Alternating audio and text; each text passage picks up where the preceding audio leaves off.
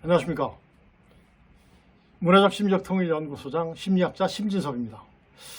전번 시간엔 우리 사회를 굉장히 경종을 울렸던 DP에 대해서 한번 그 교훈이 무엇인가에 대한 것을 알아봤었죠.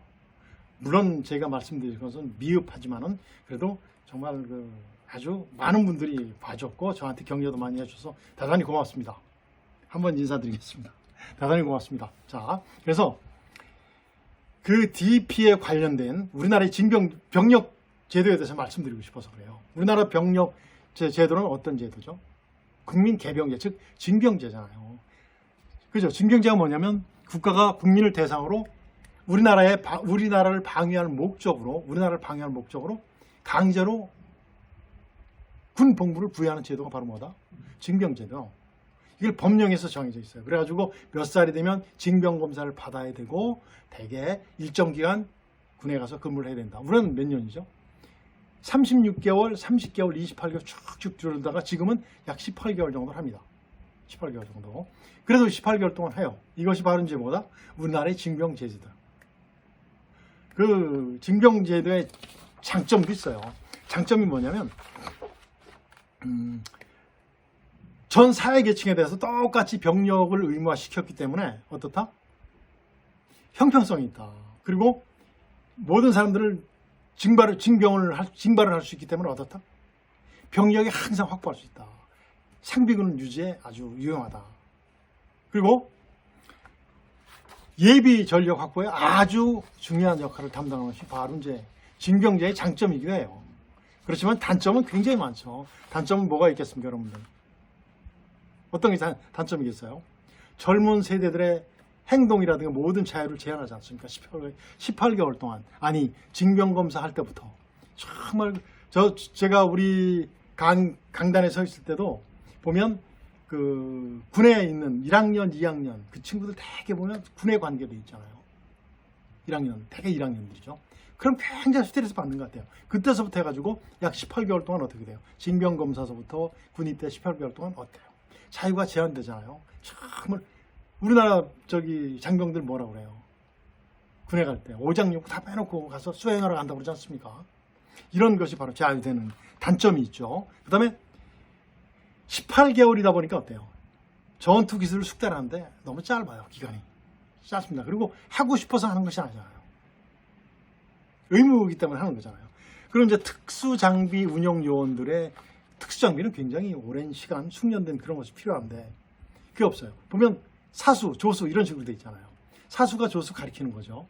부조수 뭐 이런 식으로 쫙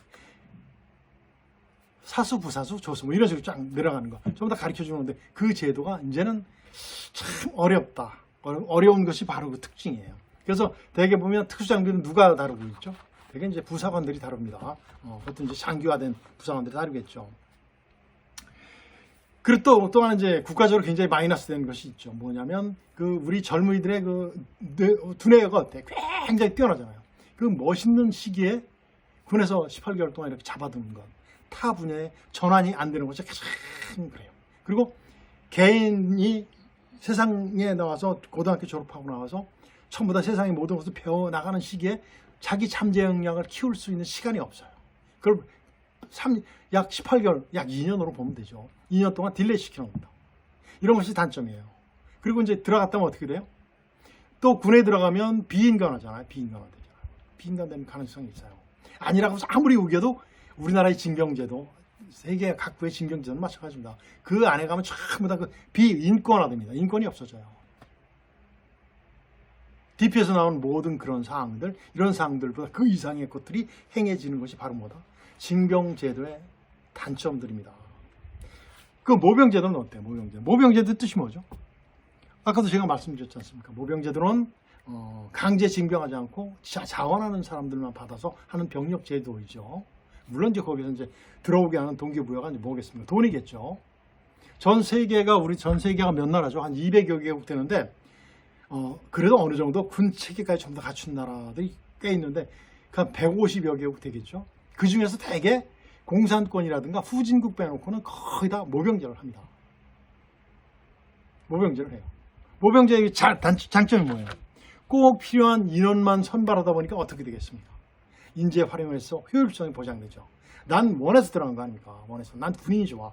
제가 그랬지 않습니까? 우리나라 그 젊은이들 중에서 굉장히 운동 잘하는 친구들 또는 정의로운 친구들, 막 그런 친구들이 있어요. 가서 국가를 방해하고 싶은 그런 분들이 있어요. 그런 친구들을 전부 다 들어오는 거예요. 그러니까 인재 활용의 효율성도 보장되고, 이렇다 보니까 어떻게 됩니까? 교육, 훈련과 모든 것들에 대한 동기가 막 부여되는 거예요. 모병제의 특징이, 장점이 그거거든요. 그 다음에 군 내부의 사고 있잖아요. 군 내부에서 발생하는 사고, 구타라든가 무슨 가혹행위, 이런 것들이 거의 없어져요. 좋아서 들은 사람들이기 때문에. 그리고 이제 문제를 일으킬 수 있는 그 사이코패스, 소시오패스, 이런 사람들이 어떻게 돼요? 안 들어오죠. 사이코패스, 소시오패스들은 다른 사람들과 공생하는 것을 싫어하거든요. 그런 사람들이 어때요? 들어올 확률이 낮죠. 물론 들어올 수도 있겠지만 걸러지는 체제가 만들어지겠죠. 그 다음에 어떻게 돼요? 인권적 침해하는 행동들도 적어진다고 그랬고, 입대에 대한 강제로 되는 우리 징병제와는 달리 어떻다? 군 복무가 공평이지 않습니까? 공평이죠. 그리고 이제 모병제를 하게 되면 군에 들어간 사람도 있어요. 그 사람들의 봉급을 누가 주는 거예요? 국민들이 주는데, 국민들 중에서 군에 안 간 사람들의 어떤 납세라든가 어떤 이런 것들로 인해서 어떻게 되겠습니까? 병력임의 공정성이 더 확보가 되는 거예요. 그러고 나서 이제 대개 보면 비인권적인 상황을 받았을 때 굉장히 기분 나쁘거나 아주 아픈 마음의 상처를 받은, 거기서 오는 병이 뭐죠? 그런 게 바로 뭐예요? 트라우마라고 그러죠. 트라우마. 외상 후 스트레스 장애입니다. 외상. 어떤 아주 굉장히 기분 나쁘거나 아주 마음의 상처를 받은 것들은 어떻게 돼요? 평생 갑니다. 평생. 안 갈 것 같죠? 금방 잊자 안 잊어져요.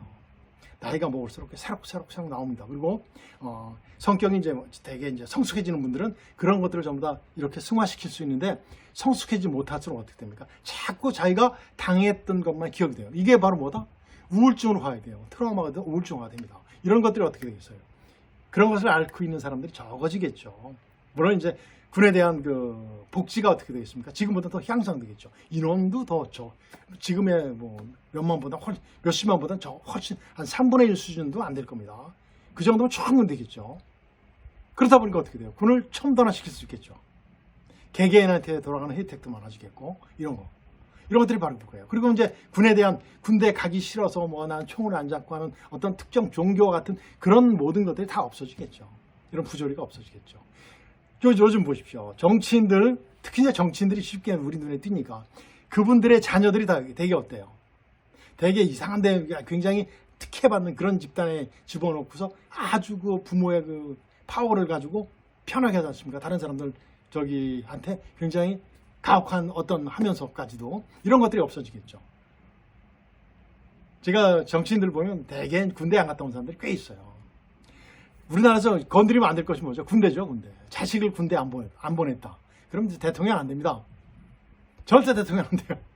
그리고 자기가 군대 안 갔다. 그럼 대통령 될 자격 자체가 없어. 이것이 바로 대한민국 사회에서 통하는 것이 바로 군대예요. 그래서 사실상 이런 것도 불합리한 건데, 이런 것들이 다 없어지겠죠. 이게 바로 이제 모병제의 특징이에요. 그리고 또 어때요? 최소한도 2년 이상을 해야 될 거 아닙니까? 물론 단기 공무원이에요. 단기 공무원. 공무원이기 때문에 어떻습니까? 어떻게 되겠어요? 자기가 맡은 분야의 전문성이 강화되겠죠. 이런 제도는 보다 발전시키면 굉장히 젊은이들한테 안정된 마음을 이렇게 선사할 수 있는 것이 바로 모병제의 특징입니다. 그리고 또 뭐 있어요? 장점만 있는 것이 아니에요. 또 단점도 있어요. 모병제다 보니까 병력들이 어떻게 돼요? 제한되어 있는데, 만일에 유사시엔 병력이 많아야 되는데 어떻게 해요? 빨리 젊은 장병들을 모을 수 있는 시간이 부족해요. 거기에 신속하게 대처를 못하는 거죠. 그리고 병력수가 제한되다 보니까 좀 그런 것들이 있어요. 그리고 또 뭐가 있겠습니까? 고임금. 이 국방비는 다른 부서에 있는 인건비가 전부 다 공무원 인건비가 어떻게 돼요? 포함이 안 됩니다. 그런데 국방비는 군인들 모두의 월급, 봉급까지 국방비에 포함이 돼요. 모르셨죠? 이게 이제 국방비와 다른 거의 특징이 이제 다른 점들이에요. 그런데 이제 이 모병제를 하다 보니까 어떻게 되겠습니까? 고임금으로 인한 무기를 개발한다거나 아니면 수입을 한다거나 거기에 고임금으로 되다 보니까 어떻게 되겠습니까? 조금 낮아질 수가 있겠죠. 좀 제한될 수가 있죠. 이런 것들이 단점들입니다. 그렇지만은 이 단점들은 쉽게 해결할 수 있죠. 우리나라의 첨단 무기, 첨단화되어 있는 장비를 가지고는 충분히 막아낼 수 있습니다. 능가할 수 있어요. 다 승화시킬 수 있습니다. 실제 전선 지역에 철책에서 우리 이제 병사들이 근무를 하는데 앞에만 정말 그 경계 시간에 배운 그대로 하는 사람들 거의 없잖아요. 딱 쓰면 벌써 다른 생각이 나죠. 그러면 전방 주시가 안 되잖아요. 그러면 침투가 됩니다. 그런데 이 CCTV에서는 어때요? 침투되는 것이 전부 다 알아볼 수 있죠. 물론 그것을 CCTV를 담당하는 그 경계병의 담당 병사의 실수로 뚫리는 경우는 있지만 그렇습니다. 그런데 실제 모병자가 된다면 어때요? 선수로 들어가기 때문에 자기 책임이기 때문에 직접 돈과 관계되는 거 아니에요? 그러니까 어떻겠습니까? 정말 잘 되겠죠. 이런 것들이 바로 모병제의 장점들입니다. 그리고 이제 특히 우리나라 같은 경우는 정말 모병제가 됐으면 좋겠어요. 정말 대한민국은 지금은 현재 어떻습니까? 선진화 대열에 들어가 있지 않습니까? 그 선진국이 아직도 징병제를 쓰고 있다는 이 자체는 정말 창피해요.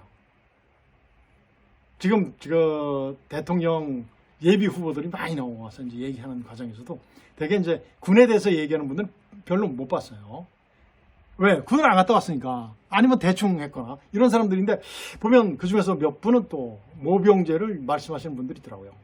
지금 우리나라와 같은 이런 그 첨단 무기를 만들 수 있고 전부 다 대체할 수 있는 어떤 그런 것들이 있는 능력이 있는 나라에서는 지금 우리나라에서는 모병제를 했으면 정말 좋은 시기라고 생각이 됩니다. 그렇다고 해서 당장 내년서부터 모병제를 하다는 건 아니에요. 순차적으로 차츰. 그렇지만 느려지지 않는 정치에 구애받지 않고 정말 대한민국을 위한 대한민국의 젊은이들을 위한 그런 제도가 쫙 발달됐으면 좋겠어요. 제 욕심인데 다음 대통령 누가 되든지 간에 정말 이 모병제가 구체화돼서 쫙 시행됐으면 좋겠습니다. 그러면서 군의 개편, 제가 전번 시간에도 말씀드렸지만 부사관제도, 장교제도 이런 것들까지 전부 다 손이 맞아서 정말 최고의 전 세계에서 가장 유능한 이런 군 조직을 가진 그런 나라가 됐으면 좋겠어요. 그 자체가 바로 이제 우리 국민들을 위하고 우리 민족을 위한 그 길이기 때문에 그렇습니다. 그리고 왜 대개 보면 이 징병제를 하는 나라들은 어느 나라예요? 공산주의예요. 북한, 중국 이런 나라들이잖아요. 반독재국가, 인권이 없는 나라들이 되게 많이 해요. 그리고 후진국가들이 많이 하는데 왜 우리나라가 후진국입니까? 독재국가 아니잖아요. 지금에서 벗어날 때가 됐는데 빨리 됐으면 좋겠습니다. 그리고 북한은 어떻습니까? 군생활 몇 년 해요? 우리는 18개월 하는데 북한은 우리 병사들 군대생활 몇 년 해요? 17살 때 들어가지 않습니까? 모르셨죠? 아시는 분들 전부 다 물론 아시겠지만 17살 때 군에 가서 30살에 전역을 해요. 물론 이제 북한 군들은 장점이 있죠. 군에 가면 당원이 될 수 있다는 희망이 있어요. 물론 거의 안 됩니다. 그런 제도에 있는 북한 내 동포들, 우리는 통일을 왜 시켜야 돼요? 통일을 왜 해야 돼요? 통일을 왜 해야 됩니까? 북한에 살고 있는 2,500만 동포들 중에서 200만 빼놓고 2,300만 저 노예와 같은 생활을 하고 있는 내 동포들을 해방시켜서 통일이 돼야 돼요. 그럼 어떻습니까? 남북 통일이 되었을 때 공산화 통일이 되어야 됩니까? 적화 통일이 되어야 됩니까? 공산주의자들은 자기 하나밖에 없어요. 욕심쟁이들이에요. 욕심쟁이. 아주 상상할 수 있는 욕심쟁이. 북한 보십시오. 김정은이 하나밖에 없잖아요. 김정일이 하나밖에 없어. 김일성이 하나밖에 없잖아요. 중국은 누구 하나밖에 없어요? 중국 사람 아무도 없어요. 시진핑밖에 없는 거잖아요. 러시아도 대통령 하나밖에 없잖아요. 이런 것이에요. 그래서 그런 제도에서 빨리 벗어나는 것. 또 우리가 이런 모병제가 성숙됨으로써 더 전문화가 될 수 있거든요. 좀 안 되는 부분도 있어요. 모병제가 실수한 나라 있죠. 어디죠? 일본이죠. 일본 같은 나라도 물론 있지만 실제 이런 모병제가 정말 다 성숙해졌을 때 남북 통일이 됩니다. 남북 통일이 돼도 정말 모든 각 분야에서 전문성이 발휘됩니다. 우리 모병제에서. 그럼 어떻게 되겠어요? 동독에서 그랬죠. 동독과 서독이 통일되었을 때 동독에서 근무하던 장교들은 전부 다 부사관 이상은 전부 다 전역을 다 했어요. 왜? 자유민주주의 체제 군에 안 맞거든. 모르니까, 아는 게 없으니까. 시키는 것만 했으니까. 다 전역했어요. 병사들이야 뭐 그냥 전역하면 되니까. 이렇듯이 남북 통일이 됐을 때 정치 경제적인 통일은 바로 뭐죠? 하드웨어적 통일이고 그 안에 살고 있는 모든 국민들이 행복한 통일이 뭐죠? 소프트웨어 통일 아닙니까? 그게 문화적 협력 통일 아닙니까? 모병제가 성숙했을 때 북한 내 동포들도 정말 그 모병제 군에서 가고 싶은 사람 군에 가고 자기의 일을 할 수 있는 사람 하고 13년 동안 군생활하지 않는 그런 지옥에서 벗어날 수 있게 해주는 그것이 바로 뭐다? 모병제라고 생각이 됩니다.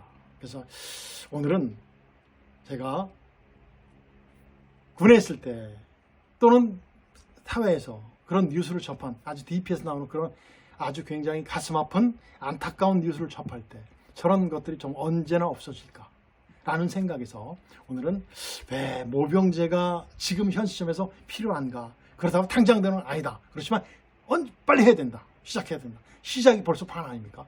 우리가 이런 생각을 가졌다면 어떻게 합니까? DP에 나오는 모든 것들이 다 줄어드는 거예요. 다 줄어드는 거예요. 빨리 됐으면 좋겠습니다. 어떻게 생각하십니까, 여러분들? 자, 오늘은 전번 시간에 제가 말씀드린 인간의 방어 기제에 대해서 말씀드리려고 했는데 그거보다는 그건 이미 제가 이제 준비를 해놨습니다만 오늘은 이번 주에는 제가 말씀을 안 드리고 다음 주에로 그건 미루겠습니다. 자, 오늘은 모병제에 대해서 여러분들과 한번 생각을 같이 해봤습니다. 자, 여러분들 안녕히 계십시오.